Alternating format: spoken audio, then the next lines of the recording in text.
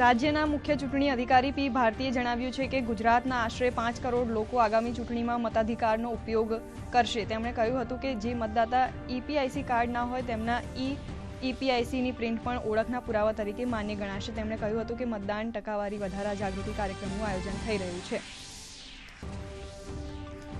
25 લોકસભા બેઠકો પર જીત માટે રાજકીય પાર્ટીઓ એક્ટિવ મોડમાં। રાજકોટ બેઠકના ભાજપ ઉમેદવાર પરસોત્તમ રૂપાલાએ મોરબીમાં સંબોધી સભા। ક્ષત્રિય સમાજને એક થઈ ભાજપને બહુમતીથી જીતાડવાની કરી હાકલ।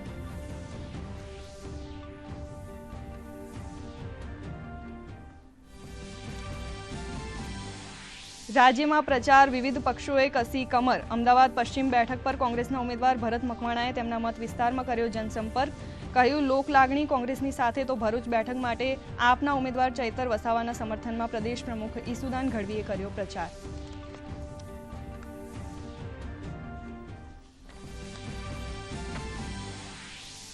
ચૂંટણી મેદાનમાં ભાજપ કોંગ્રેસ સહિતના પક્ષો અપનાવી રહ્યા છે વિવિધ રણનીતિ। મલ્લિકાર્જુન ખડગે, સોનિયા ગાંધી, રાહુલ ગાંધી સહિતના 40 સ્ટાર પ્રચારકો કોંગ્રેસના પ્રચાર અભિયાનને બનાવશે તેજ।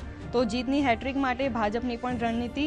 સંકલ્પ પત્રની ગુજરાતી આવૃત્તિ તેમજ પ્રચાર ગીત કરાયા લોન્ચ।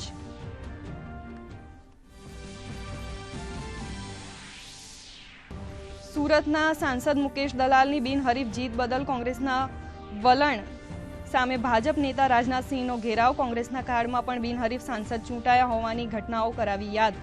મલિન રાજકારણ નહીં રમવાની કરી ટકોર।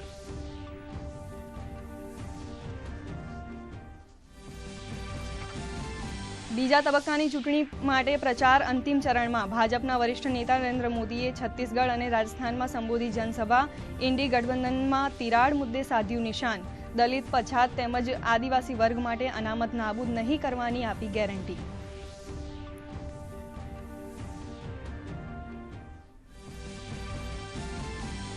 પ્રચાર માટે વિવિધ પક્ષો લગાવી રહ્યા છે એડી ચોટીનું જોર। કોંગ્રેસ તરફથી કર્ણાટકના ચિત્રદુર્ગમાં પ્રિયંકા ગાંધીની તો કોંગ્રેસ અધ્યક્ષની કેરળના વાયનાડમાં સભા।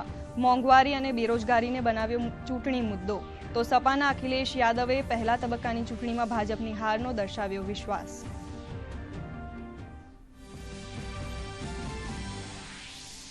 સિંગાપોર, હોંગકોંગના પ્રતિબંધ બાદ ભારત સરકારે પણ એમડીએચ અને એવરેસ્ટ બ્રાન્ડના અમુક મસાલાઓ પર લીધા પગલાં।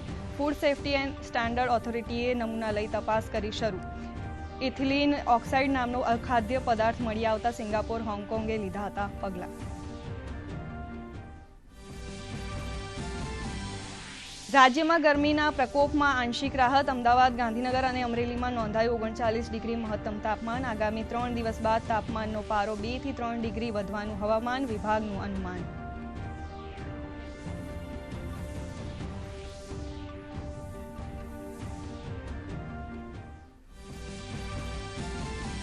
ગુજરાત સહિત દેશભરમાં આજે હનુમાન જયંતીની ઉજવણી। બોટાદના સાળંગપુર ધામમાં દાદાને સુવર્ણ વાઘાનો શણગાર। 250 કિલોની કેક કાપી કરાઈ ઉજવણી। મુખ્યમંત્રી ભૂપેન્દ્ર પટેલે પણ કર્યા સાળંગપુર હનુમાનના દર્શન।